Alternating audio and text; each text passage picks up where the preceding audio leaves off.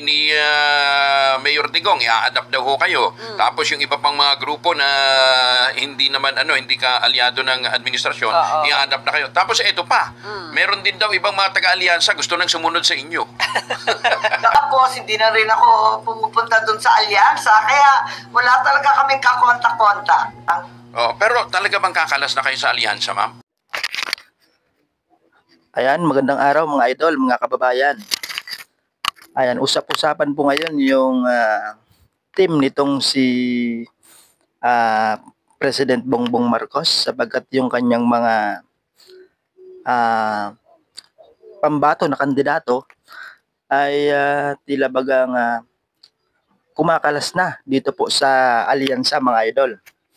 At ito po, pakinggan po natin itong si Senadora Amy Marcos sapagkat nung nangampanya yung Team Alyansa doon po sa Leyte yata yun, Samar, ay hindi po sumama itong yung kapatid ni BBM na si Senadora Amy Marcos. Ayan, pakinggan po ninyo yung pahayag ni Senadora Amy Marcos. Ayan po. Di ba? Pinagtapat ko naman na talagang matagal na kami hindi nag-uusap. Marami kumaharang. Hindi ka pa rin hindi kahit phone patch man lang, kahit mabuti pa pala kami nakakausap namin kayo. Oo nga. Kawawa naman siya. Kaya nga, ako naman madali naman hagilapin parati naman na nakatambay ka kung saan-saan. Pero mahirap nga at matagal na kami hindi nag-uusap at alam naman ninyo, nakikita ko lang siya pag mga public occasions, napakaraming tao, wala naman time. Tapos, hindi na rin ako pumupunta dun sa alyansa, kaya wala talaga kaming kakontak-kontak. Noon dati sa mga bill signing, napunta ako, ang dami naman tao, lahat naman nagmamadali. Ayun. Walang chance, ma'am, di ba? Talaga bang kakalas na kayo? Malungkot, pero yun ang totoo. Talagang maraming humaharang. Pero talaga bang kakalas na kayo sa alyansa, ma'am? Hindi ko nga alam sa totoo lang, hindi ko pinag-aabalahan masyado yung kampanya ko ngayon. Nakatutok ako dun sa hearing kasi medyo nagulat ako sa mga pangyayari. Nagulanta, katulad ng lahat ng Pilipino, talaga nabigla ako dun sa nangyari kay Presidente Duterte. Pagkatapos nakatutok talaga ako para malaman kung ano ba talaga ang naganap. Kaya nakatutok ako doon, medyo napabayaan ko nga yung kampanya ko At yun nga, okay lang kung tinanggal ako sa alyansa, ayos lang kasi yun nga, iba naman ang kinakareer ko ngayon. Oo, pero kung kakalas man daw kayo doon, ang daming gustong mag-adapt sa inyo. Yung partido, partido ni Presidente, i-adapt na daw ni Mayor Digong, i-adapt daw ho kayo. Tapos yung iba pang mga grupo na hindi naman hindi ka aliado ng administrasyon, i-adapt na kayo. Tapos ito pa, meron din daw ibang mga taga-alyansa gusto nang sumunod sa inyo.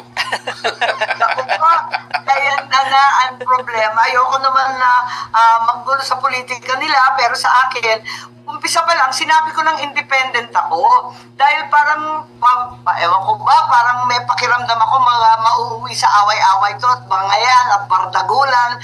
Hindi ko maakalain ganito kalala. Ayan, naging totoo nga.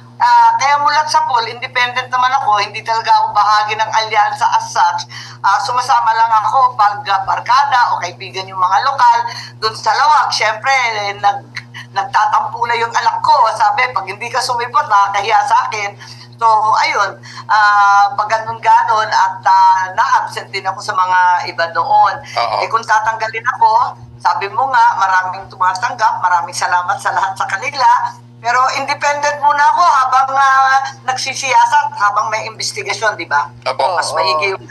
Ma'am, ito naman feedback sa amin sa ground, kasunod nga daw nung hearing nyo, nung itong pagsasagawa nyo ng hearing,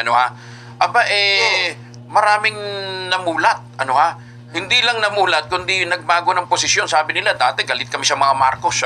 Iba pala si Senator Amy. Ito pala, hindi naman pala ito, hindi naman pala talaga ito pro-administration lang, So, para bang nabago yung kanilang mindset. Pero ang sinasabi naman ho ninyo, hindi nyo intensyong sirain ang administrasyon. Ang sinasabi nyo lang, maging transparent ho tayo. Sen. Tama yun, Angelo, kasi sa totoo lang, lahat naging sobrang emosyonal, no? Ang daming umiiyak, ang daming nagsisigawan, panay ang prayer rally, panay ang protesta.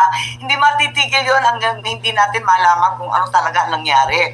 Sa totoo lang, nung tinawag ko yung hearing, hindi naman pa tigil yun hanggang hindi natin malaman kung ano talaga nangyari. Sa totoo lang, nung tinawag ko yung hearing, hindi naman para maging anti-administrasyon, hindi naman kontra miski kanino. As a matter of fact, ang pagkaakala ko, talagang handang-handa sila, pagkat yun nga, ang dami-dami nila. Maliban pa sa mga inimbita namin, nagpadagdag pa sila ng upuan, nagpadagdag pa sila ng imbitasyon. Pagkatapos, kinapos pa kami ng pagkain. Sabi ko, prepared na prepared itong mga to, ang dain nila. Malay ko ba na ganun yung mga sagot na hindi tumutugma. Tapos, nag-aaway-aaway na sila doon sa harapan ng tao. Wala na magagawa doon. Hindi ko alam na magkakaganon. Ready pala silang magturuan. Kaya nga, ready pala sila maglaglagan. Harap-harapan naglaglagan. Ano ba yun? Ang sagwa. Nagulat naman ako. Talaga naman, di ko akala Sen, after ba nun, nagkausap kayo ni Secretary Anyo? Kasi kahit kami, nagulat kami. Ba't mo sabihin ni Secretary Anyo, hindi, wala ako dun Kaya nga nakakagulat. Tapos, ang nakakatuwa pa, bad mood yata sila sa akin. Kasi usually, chikahan pagkatapos ng investigasyon, pupunta sa iyo at makikiusap. Ang tanging pumunta lang sa akin, samantalang malapit na malapit ang pamilya ko sa mga Remulla, kilala ko naman si Secretary Anyo mula pa nung panahon ni Presidente Duterte. Ang tanging kumausap lamang sa akin is si Chief PNP Marbil. Nagpakilala, ako po si General Marbil. Period. Nakakatawa. Hindi nyo daw kasi siya kilala. kasi ang taray ko, sabi ko, sino siya? Ganon, diba noon? Ewan ko kung kailan. Biglang nagpakilala. Yun lang, ang pumansin sa akin pagkatapos ng hearing, nakakatawa. Paano naman kung kayong lalapitan ni General Torre? Nakayuko na nga lang yung mama sa iya Ayun ako, si General Torre, nakakatawa, pang-presinto naman sumagot pala yun. Kakaloka, hindi niya alam kung ano yung warrantless arrest. Pero, mas magaling din hamak ang pulis Ilocos ko. So ayan mga idol, napakinggan niyo po yung pahayag nitong si Senadora Amy Marcos, yung kapatid po ni Bongbong Marcos. Ayan, napakaliwanag po ng kanyang mga sinabi. At kung may mag-a-adapt daw sa kanya, ay nagpapasalamat siya. So abangan po natin mga idol sa mga susunod na araw kung ito nga bang si Senadora Amy Marcos ay makikisanib dito sa team ni former President Rodrigo Roa Duterte dito po sa PDP laban. So abangan po ninyo mga idol sa mga susunod na araw. Ayan, maraming salamat po sa inyong panonood at ingat po tayo lahat.